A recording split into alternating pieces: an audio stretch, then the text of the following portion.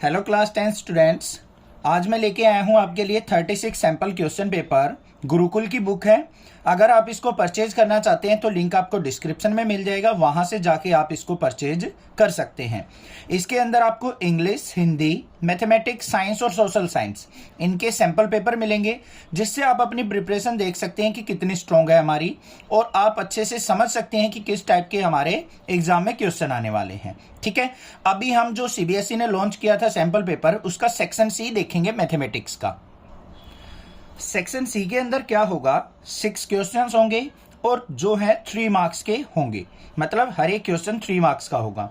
अब question number 26 देखते हैं बच्चों, क्या है। Given that √3 is irrational, prove that 5 + 2√3 is irrational. यहाँ पे क्या कहा है, अगर √3 इरेशनल है तो 5 + 2√3 भी इरेशनल नंबर होगा, ये आपने प्रूव करना है। तो बिल्कुल इजी सा सॉल्यूशन है इसका। सबसे पहले हमें क्या करना है, 5 + 2√3 को रेशनल मान लेना है, मतलब अपोजिट मान लेना है हमें, कि जो इरेशनल प्रूव करना है तो उसको रेशनल लेके चल पड़ेंगे, और जो हमारी कॉन्ट्राडिक्शन है, जो हमारी अजम्पशन है, उसको हम रॉन्ग प्रूव कर देंगे, तो अपने आप ही 5 + 2√3 क्या हो जाएगा, इरेशनल हो जाएगा। अब 5 + 2√3 को अगर रेशनल मानना है तो हम इसको p/q की फॉर्म में लिख सकते हैं, तो ये लिख दिया भाई equal to p/q। Next step क्या होता है, जो रूट वाली टर्म है ना उसको लेफ्ट साइड रखेंगे, बाकी टर्म्स को हमें एडजस्ट कर लेना है राइट साइड ले जाके। तो यहाँ पे 5 को राइट साइड लेके गए, 2 को लेके गए, तो हमारे पास √3 इक्वल टू दिस टर्म आ गया। अब यहां से हमें पता है कि √3 जो है हमारा वो इरेशनल है, और ये टर्म हमारी क्या शो कर रही है, रेशनल को। बट ऐसा तो हो नहीं सकता कि √3 इरेशनल और ये इस साइड रेशनल टर्म हो और इक्वल टू का साइन आ जाए, तो यहाँ पे कॉन्ट्राडिक्शन हमारी क्या हो गई, गलत हो गई। तो हम कह सकते हैं कि यहाँ पे 5 + 2√3 हमारा क्या है, इरेशनल नंबर है। क्वेश्चन नंबर 27 देखते हैं क्या है। If the zeros of the polynomial x² + px + q are double in values to the zeros of the polynomial this, then find the value of p and q। हमें क्या दे रखा है, यहाँ पे ध्यान से देखो कि हमें इस जो पोलिनोमियल की जीरोज हैं वो दे रखी हैं, डबल हैं, in value to the zeros of the polynomial this. जो इसकी जीरोज होंगी, रूट्स होंगे, और इसके रूट्स होंगे, इसके रूट्स इस पोलिनोमियल के रूट्स के डबल दे रखे हैं, तो हमें पी और क्यू की वैल्यू निकालनी है भाई। अब सिंपल सी बात है, हमारे पास एक पोलिनोमियल ये हो गई, एक ये हो गई। अब यहां से अल्फा प्लस बीटा और अल्फा बीटा हमने फाइंड आउट कर लिया इससे। अब इसके डबल करने हैं हमें, तो ट्वाइस कर लेंगे, twice alpha plus twice beta equal to यहाँ पे भी -p p हो जाएगा, और यहाँ पे twice of alpha plus beta क्या आ गया, -p, और इसकी वैल्यू क्या थी हमारे पास 5/2, इसका डबल कर देंगे तो यहाँ पे p की वैल्यू क्या आ गई, -5। सिमिलरली इसको डबल कर लो, 2 से मल्टीप्लाई कर दिया, 2 अल्फा और 2 बीटा। यहाँ पे ध्यान ये देना बच्चों, कहीं ट्वाइस इसको कर दो, दोनों रूट्स डबल कहे हैं तो उसने 2 अल्फा × 2 बीटा होगा इक्वल टू क्यू के, और यहाँ पे क्या आ जाएगा हमारा Q equal to 4 alpha beta, और अल्फा बीटा की वैल्यू क्या थी हमारी, -3/2, पुट कर दो यहाँ पे -6 आ गया, तो पी और क्यू की वैल्यू आपके पास से आ चुकी। क्लियर हो गई ये भी बात, ठीक है। आगे चलते हैं क्वेश्चन नंबर 28 के ऊपर। क्वेश्चन नंबर 28 में हमें दे रखा है, a train covered a certain distance at a uniform speed if the train would have been 6 km/h faster.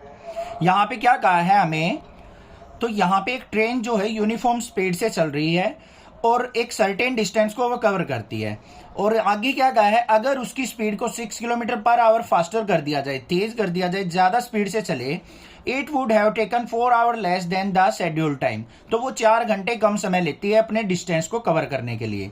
And if the train were slower by 6 km/h, अगर ट्रेन की speed को 6 km/h स्लो कर दिया जाए, it would have taken 6 hours more than the schedule time, तो वो जो निर्धारित समय है उससे 6 घंटे ज्यादा समय लेती है। Find the length of the journey, तो टोटल डिस्टेंस बताना है कि ट्रेन कितना डिस्टेंस ट्रेवल कर रही है। इस टाइप का क्वेश्चन चैप्टर नंबर 3 में हमने कर रखा है, बिल्कुल सिंपल क्वेश्चन है। यहाँ पे ये इसका सॉल्यूशन है, हमें इक्वेशन बनानी है अपनी लीनियर इक्वेशन इन 2 वेरिएबल, और इसको सिंप्लीफाई कर लेना है। सॉल्यूशन आप यहाँ से देख सकते हैं, कोई डाउट लगे आप मुझसे पूछ लेना।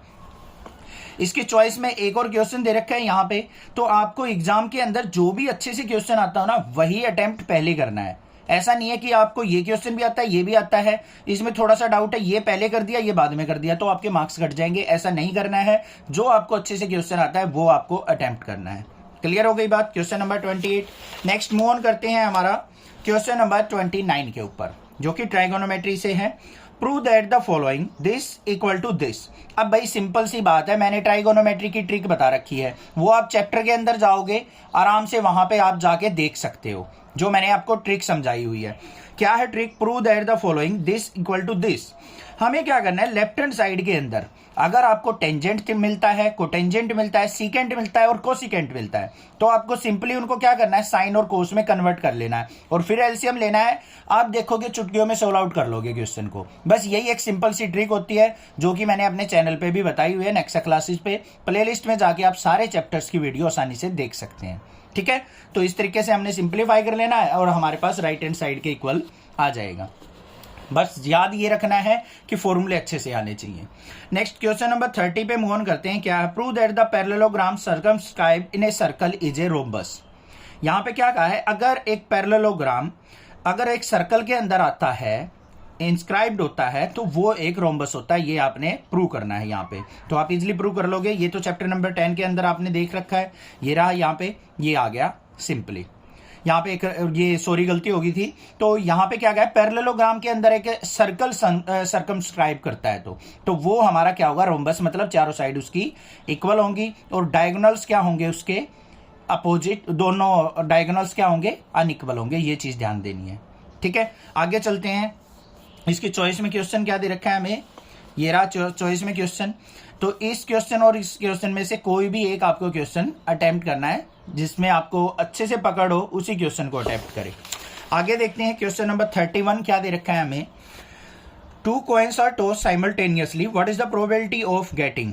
2 coins को टॉस करना है और हमें प्रोबेबिलिटी बतानी है किसकी, फर्स्ट एटलीस्ट 1 हेड, कि दोनों कॉइन को टॉस करें और कम से कम एक हेड आए। एटलीस्ट का मतलब है कम से कम, ज्यादा से ज्यादा 2 बार भी हेड आ सकता है, बट कम से कम एक हेड तो जरूर होना चाहिए। ये चीज आपको ध्यान देनी है। फेवरेबल ये हो गए हमारे पास, आउटकम 4 हो गए। इनमें से देखो एटलीस्ट 1 हेड, इसमें तो 2 हेड है, इसमें 1 हेड है, इसमें 1 हेड है, एक भी हेड इसमें नहीं है, तो ये वाला केस नहीं लेना है हमें। तो प्रोबेबिलिटी क्या होगी, 3/4। एट मोस्ट 1 टेल, ज्यादा से ज्यादा एक टेल होनी चाहिए, तो यहां पे दोनों में हेड है, एक भी टेल नहीं है, तो ये वाला केस छोड़ देंगे, यहां भी 3/4 हो गई। ए हेड एंड ए टेल, एक हेड आना चाहिए, एक टेल आना चाहिए, इसकी प्रोबेबिलिटी निकालनी है। तो भाई हेड की प्रोबेबिलिटी देखो, यहाँ पे एक हेड और एक टेल, कितने केस हैं, 2 ही केस हैं, तो हमारे पास टोटल क्या हो जाएगा, 2/4, मतलब 1/2 प्रोबेबिलिटी हो गई। बिल्कुल सिंपल था। सेक्शन डी देखेंगे नेक्स्ट वीडियो में। तो चैनल को सब्सक्राइब करके रखना, ज्यादा से ज्यादा शेयर करना, और क्लास 11 12 की भी वीडियो भी आपको नेक्स्ट क्लासेस में मिलेंगी, और क्लास 8th 9th की भी वीडियो है। तो आपके भाई बहन या कोई रिलेटिव है तो आप प्लीज नेक्स्ट क्लासेस के बारे में उसको जरूर बताइए। मैं आपका सपोर्ट करता रहूंगा, आप भी चैनल को सपोर्ट करते रहिए। और इस बुक को अगर परचेज करना चाहते हैं, अपनी प्रैक्टिस को स्ट्रॉन्ग करना चाहते हैं, तो लिंक आपको डिस्क्रिप्शन में मिल जाएगा, वहां से जाके आप इस बुक को परचेज कर सकते हैं। Thank you students for watching next classes video.